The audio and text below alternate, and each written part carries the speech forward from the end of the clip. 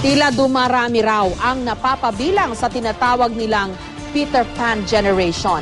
Ito po yung mga may edad 25 hanggang 40 anyos na tila ayaw muna ng mabigat na responsibilidad sa buhay katulad ng pag-aasawa. Ayon sa isang eksperto, maaring dulot daw ito ng ekonomiya, kultura at teknolohiya. Live mula sa Quezon City, may report si Cedric Castillo.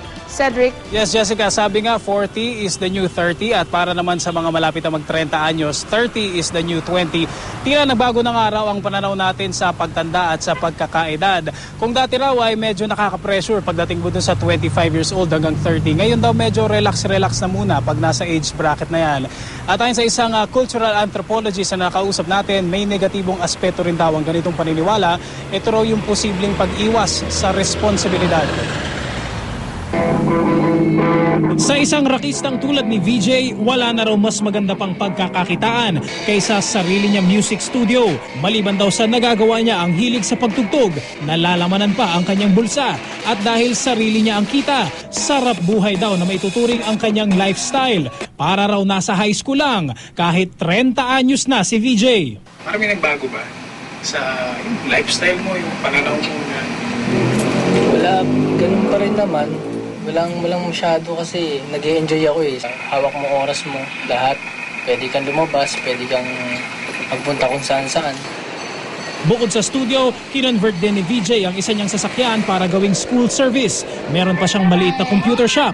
At kahit nasa puder pa siya ng magulang sa edad na 30, tinitiyak niyang hindi siya pabigat. Pero kung mas bigating responsibilidad na ang pag-uusapan, gaya ng pagbukod, karir o pagsimula ng sariling pamilya, sagot ni VJ, steady lang muna.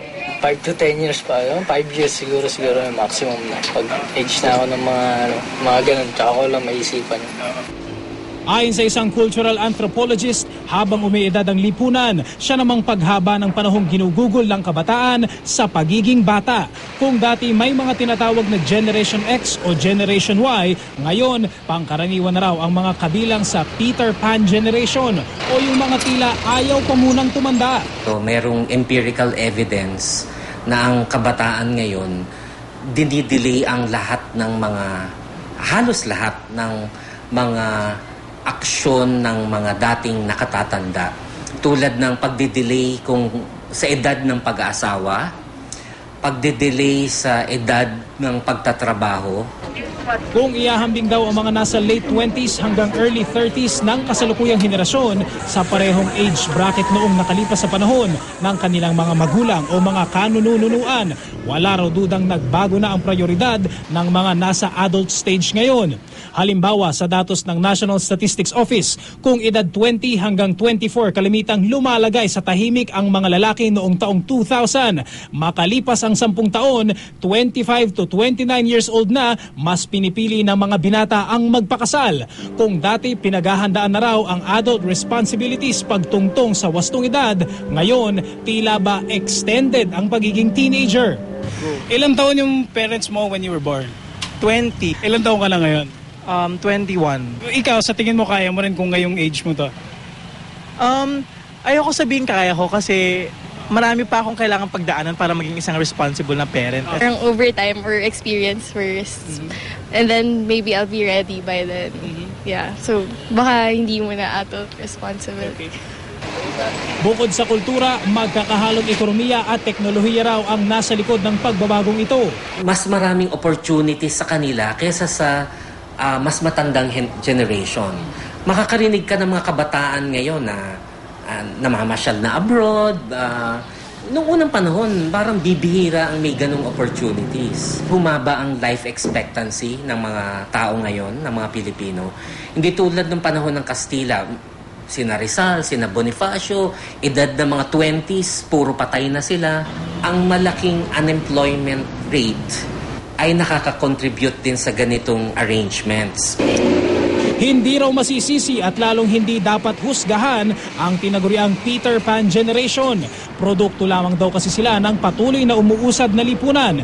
Gayunpaman, hindi may tatangging kailangan pa rin nila ang gabay ng mga mas nauna sa kanila.